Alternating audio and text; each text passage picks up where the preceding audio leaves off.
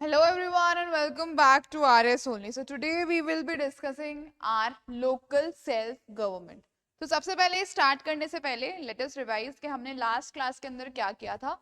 Last class के अंदर we discuss the administrative and financial relations between your centres and the states. ठीक है, हमने देखा था कि किस तरीके से जो एडमिनिस्ट्रेशन है उसके अंदर we have to come the states have to comply with the central laws and rules या डायरेक्शंस जो भी सेंट्रल गवर्नमेंट देती है. Otherwise it could be considered, if the states are not complying to it, then it can be considered as what, as a violation and breakdown of the constitutional machinery, right? और उससे क्या लग सकता है, आपका presidents rule भी लग सकता है. इन द फाइनेंशियल रिलेशंस हमने देखा था that the finance commission it recommends the distribution of the net proceeds between the centre and the states. ठीक है, उसके अलावा हमने जीएसटी काउंसिल के बारे में देखा था. हमने देखा था that states and the centre both can make laws on what, the goods and services tax. ठीक है, तो ये सब चीजें हम लोगों ने जो है लास्ट हमारा जो लेक्चर था उसके अंदर कवर की थी. आज हम लोग जो है वो पढ़ने वाले हैं हमारा लोकल सेल्फ गवर्नमेंट. क्या होता है local self government? Local self government is what, basically it is a step towards what, towards decentralization. It is a step towards decentralization. ठीक है, डिसेंट्रलाइजेशन की बात कहाँ करी गई है? आपके article 40 of what, DPSPs, right. Local self government की बात करी गई है वहां पर, पंचायत एक्सटेंशन की बात करी गई है वहां पर. यस और no, that the villages must devise what, must devise the Panchayati raj systems. कौन सा प्रिंसिपल है ये डीपीएसपी का? It is a Gandhian principle, right. So इसी के बेसिस के ऊपर हमारे इंडिया के अंदर लोकल सेल्फ गवर्नमेंट्स की शुरुआत हुई. ठीक है, किस तरीके से हुआ, क्या हुआ, ये आज हम लोग इस वीडियो के अंदर जानने वाले हैं. स्टार्ट करने से पहले आप लोगों को पता ही है आरएस ओनली के ऐप के ऊपर आपको फ्री क्लासेस के सेक्शन के अंदर क्या मिल सकती है, पीडीएफ्स मिल सकती हैं और आपको हर क्लास मिलेगी. ठीक है, क्लास के साथ में उसके अटैच्ड पीडीएफ मिलेगी.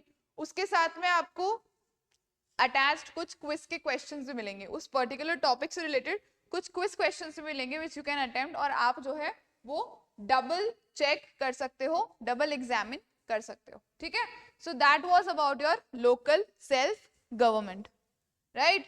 Moving on. अब लोकल सेल्फ गवर्नमेंट का जो कॉन्सेप्ट है, it was not there in the original constitution.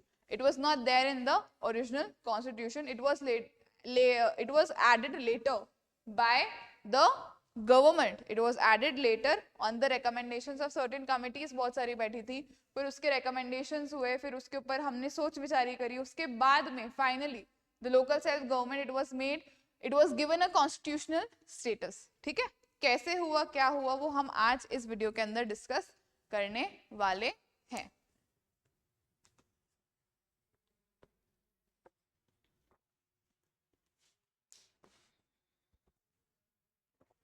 ठीक है,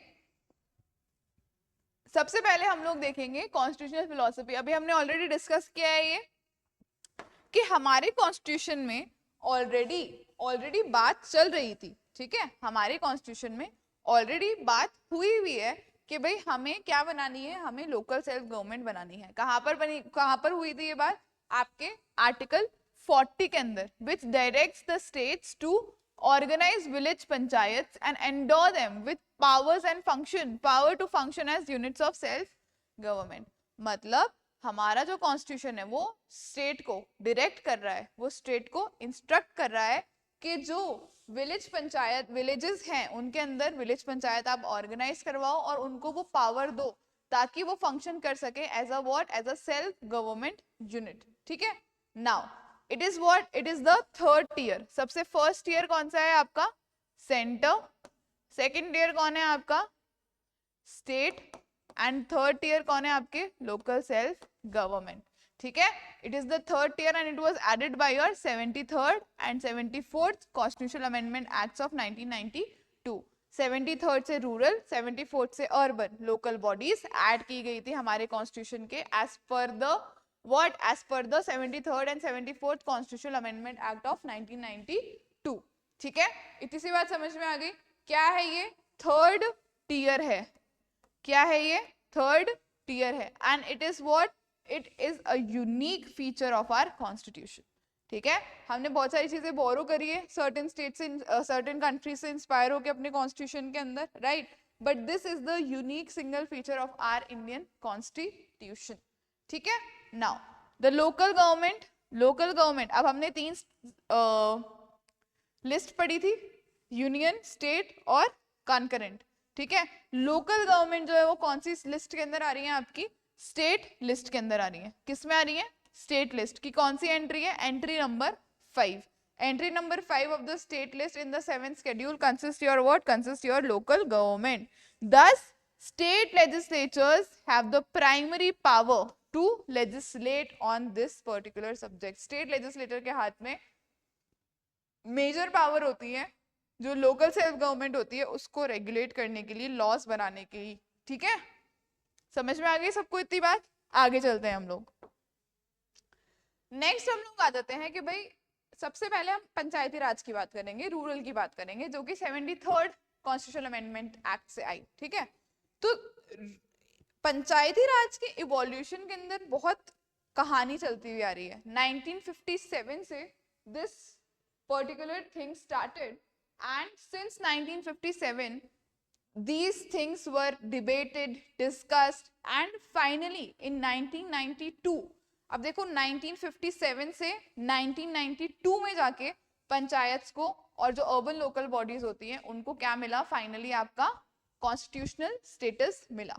ठीक है, सबसे पहली जो कमिटी इसमें इन्वॉल्व थी वो थी आपकी बलवंत राय मेहता कमिटी। और बलवंत राय मेहता कमेटी ने क्या रेकमेंड किया था? That there must be what? A 3-tier system of democratic decentralisation. अभी हमने देखा 3-tier सिस्टम ही फॉलो किया फिर हमने इवेंचुअली, तो बलवंत राय मेहता कमेटी ने क्या बोला था कि 3-tier सिस्टम होना चाहिए। नाउ अब ये क्या थी? रिकमेंडेशन थी कमेटी की, बट अभी तक कोई भी कॉन्स्टिट्यूशनल प्रोविजन नहीं बना था।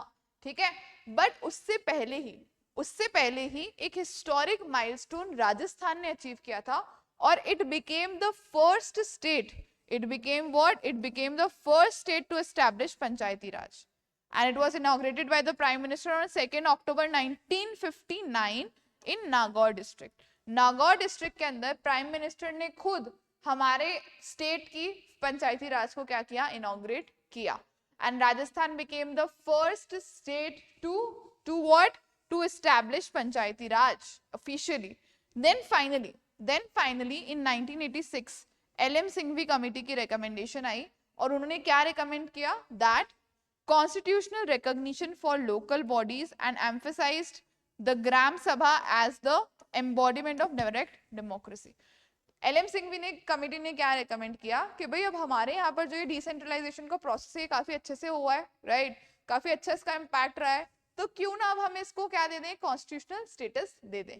ठीक है, and finally on it's recommendations 1992 के अंदर आपके 73rd और 74th अमेंडमेंट के थ्रू आपकी रूरल जो लोकल बॉडीज होती हैं और जो अर्बन लोकल बॉडीज होती है उनको क्या मिल गया? कॉन्स्टिट्यूशनल स्टेटस मिल गया। ठीक है, इतनी बात सब लोगों को क्लियर हो गई। सबसे मेजर फैक्ट यहाँ पर राजस्थान स्पेसिफिक क्या है कि Rajasthan was the first state to establish what? Your Panchayati Raj system. कहां पर इनॉग्रेट हुआ? आपका नागौर डिस्ट्रिक्ट के अंदर इनॉग्रेट हुआ। कब इनॉग्रेट हुआ? On 2 October 1959 on the birth date of your Gandhi ji. Gandhi Jayanti के दिन इसको 1959 के अंदर इनॉग्रेट किया गया। I hope these things are clear to you people, how the Panchayati Raj system evolved. Now coming on to the 73rd Constitutional Amendment Act of 1992, that what this particular act did. तो इसने सबसे पहले part 9 के अंदर articles 243 to 243 ओ, ठीक है, 243 to 243 O add किए in the constitution and also it added the 11th schedule. ठीक है, ये आर्टिकल्स ऐड किए कॉन्स्टिट्यूशन में और 11th शेड्यूल ऐड किया हमारे कॉन्स्टिट्यूशन के अंदर। नाउ 11th शेड्यूल के अंदर क्या है? 29 फंक्शनल आइटम्स। क्या है? 29 फंक्शनल आइटम्स जो किसके पर्व्यू के अंदर आते हैं? जो आपकी पंचायत के पर्व्यू के अंदर आते हैं। ठीक है, जो आपकी पंचायत जिसके ऊपर लेजिस्लेट कर सकती है। कौन कौन से हैं? Agriculture, rural housing, poverty alleviation, इन पर्टिकुलर सब्जेक्ट्स के ऊपर, इन पर्टिकुलर आइटम्स के ऊपर कौन लेजिस्लेट कर सकता है? आपकी पंचायत लेजिस्लेट कर सकती हैं, ठीक है। अब क्या सिग्निफिकेंस था? पंचायती राज सिस्टम ऑलरेडी चल रहा था, क्या सिग्निफिकेंस था कि हमने ये पर्टिकुलर कॉन्स्टिट्यूशनल अमेंडमेंट एक्ट किया और फिर हम उसको कॉन्स्टिट्यूशन के अंदर लेकर आए, उसको कॉन्स्टिट्यूशनल स्टेटस दिया, ठीक है। तो इसका क्या सिग्निफिकेंस था? इसका सिग्निफिकेंस ये था that it made what, it made a mandatory obligation for states to adopt the system, ठीक है। And it transformed representative democracy into participatory democracy. मतलब अभी तक क्या चल रहा था? जिस स्टेट को चाहिए वो बना रहा था, जिस स्टेट को नहीं चाहिए वो नहीं बना रहा था। जो स्टेट चाहता था वो पंचायती राज इंस्टीट्यूशंस एस्टैब्लिश कर रहा था, बाकी स्टेट्स नहीं कर रहे थे। तो इस स्टेप ने ये सारी स्टेट्स के लिए मैंडेटरी कर दिया। इससे क्या हुआ? जो हमारी रिप्रेजेंटेटिव डेमोक्रेसी थी वो क्या बन गई? एक तरीके से पार्टिसिपेटरी डेमोक्रेसी बन गई। क्यों? क्योंकि अब हर एक आदमी जो उस गांव का है वो उस ग्राम सभा का हिस्सा है, जो भी अडल्ट है उस गांव के अंदर, राइट। एंड उसको क्या है? उसको डायरेक्ट उसके पास में पावर है अपना रिप्रेजेंटेटिव चुनने की, राइट। पंचायत सीरीज आप सब लोगों ने देखी होगी, यस और नो? तो अब सोचो पंचायत के अंदर कौन होते हैं आपके? पंचायत के अंदर आपके वहां पर प्रमुख होते हैं ना, यस और नो? तो वो जो प्रमुख है उसको लोग इलेक्ट करके भेज रहे हैं। मतलब उस प्रमुख का अब रिस्पॉन्सिबिलिटी अपने जो लोग हैं उनके ऊपर ज्यादा होगी।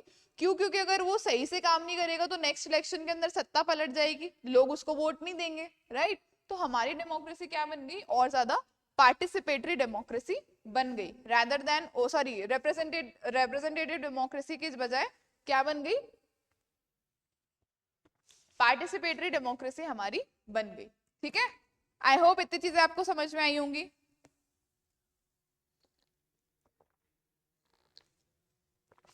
चलिए आगे चलते हैं हम लोग, let us move forward, okay. Now what are the salient features of this local government या फिर दिस रूरल लोकल गवर्नमेंट? सबसे पहला ग्राम सभा। क्या है सबसे पहला आपका? ग्राम सभा। ग्राम सभा क्या है? एकदम फाउंडेशन है बिल्कुल सिस्टम की, ठीक है। जितने भी रजिस्टर्ड वोटर्स हैं उस पर्टिकुलर गांव के अंदर, जितने भी रजिस्टर्ड वोटर्स हैं उस पर्टिकुलर गांव के अंदर या उस पर्टिकुलर पंचायत एरिया के अंदर, they are all a member of what? Of your gram sabha. समझ में आई इतनी सी बात? Moving on, moving on. 3 tier system है, 3 लेवल्स के ऊपर तो है ही है हमारा फेडरल स्ट्रक्चर, ठीक है। अब यहाँ पर क्या है? आपका 3 टियर सिस्टम भी है, ठीक है। मतलब जो पंचायत है ना वो 3 टियर्स के ऊपर डिवाइडेड है, ठीक है। सबसे पहले आपका विलेज आएगा, उसके बाद में आपका ब्लॉक आएगा और फिर उसके बाद में क्या आएगा? आपका योर डिस्ट्रिक्ट, ठीक है। क्या क्या आएगा आपका? सबसे पहले your village, village is the smallest component. Village के बाद में क्या आएगा? आपका ब्लॉक, और फिर उसके बाद में आपकी क्या आएगी? डिस्ट्रिक्ट। समझ में आ गई बात? सबसे छोटा कंपोनेंट कौन सा है इसका? 3 टियर सिस्टम का village, then comes your block and then comes your district, ठीक है। अब जिन एरियाज के अंदर पॉपुलेशन जो है वो बिलो 20 लाख होती है उसके अंदर ब्लॉक लेवल को हम स्किप कर सकते हैं, ठीक है। उसके अंदर क्या होता है? ब्लॉक लेवल स्किप हो जाता है। स्टेट्स जहां पर पॉपुलेशन 20 लाख से कम होती है वहां पर हम ब्लॉक लेवल को स्किप कर देते हैं, डायरेक्टली कौन होता है? आपके village level and the district level.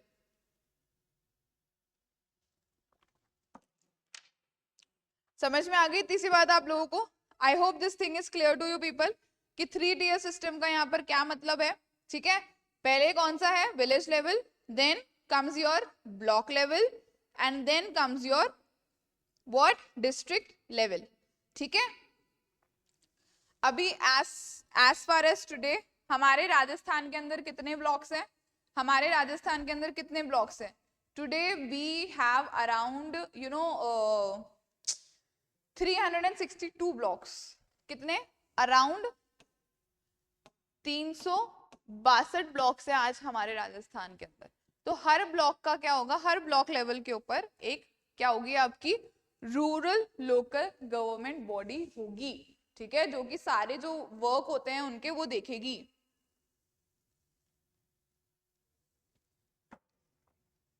हमारे यहाँ तो डिपार्टमेंट ही पूरा एक अलग बना हुआ है लोकल सेल्फ गवर्नमेंट या पंचायती राज इंस्टीट्यूशंस का, यस और नो, जो पूरा ये सारा सिस्टम जो है वो ओवरऑल लुकआउट करती है। नाउ इलेक्शंस कैसे होते हैं इन पंचायत के अंदर, डायरेक्ट इलेक्शंस होते हैं।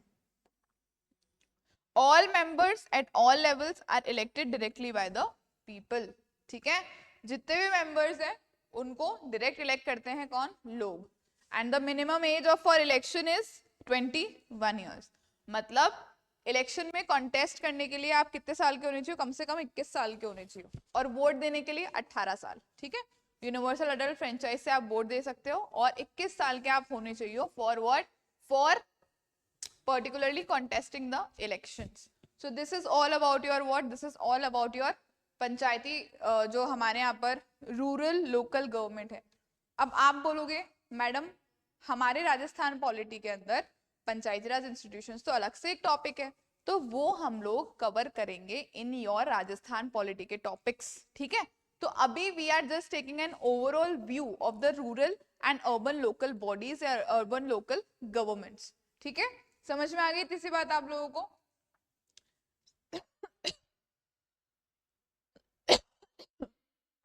ठीक है, now we come to the reservation and tenure. Reservation और टेन्योर क्या होता है इन पर्टिकुलर रूरल बॉडीज का।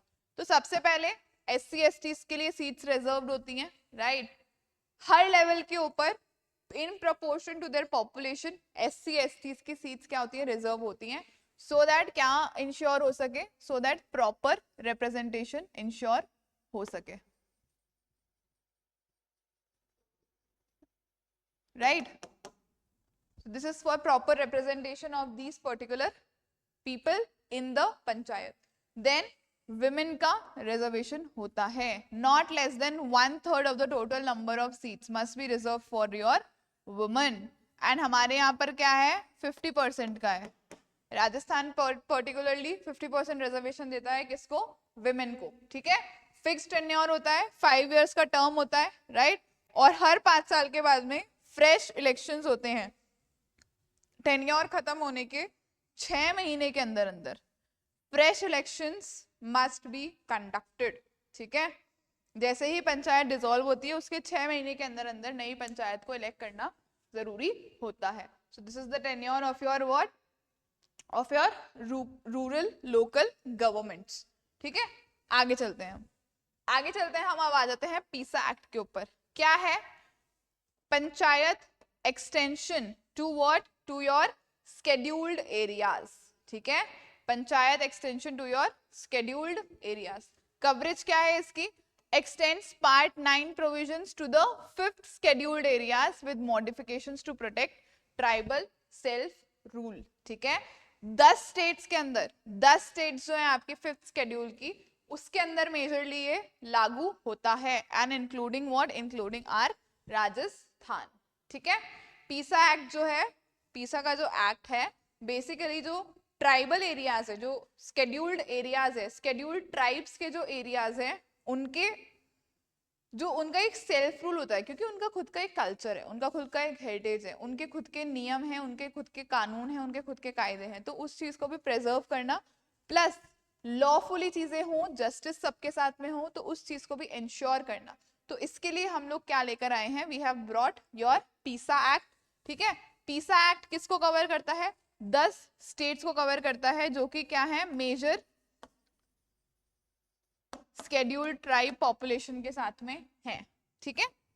उसके अलावा इन एरियाज के अंदर, इन एरियाज के अंदर ग्राम सभा के पास में पावर होती है to safeguard the traditions, to manage village markets and exercise control over money lending and minor forest produce. जो भी फॉरेस्ट, माइनर फॉरेस्ट प्रोड्यूस हो रही है उसके ऊपर, ठीक है, और खुद के कोई भी इश्यूज हो रहे हैं उनके ऊपर, ठीक है, प्लस जो विलेज के मार्केट्स हैं, ट्रेडिशंस हैं उनके, उन सब के ऊपर जो है किसका, किसके पास में पावर है उन सब के ऊपर चीजें डिसाइड करने की, it lies with in the gram sabha itself, ठीक है.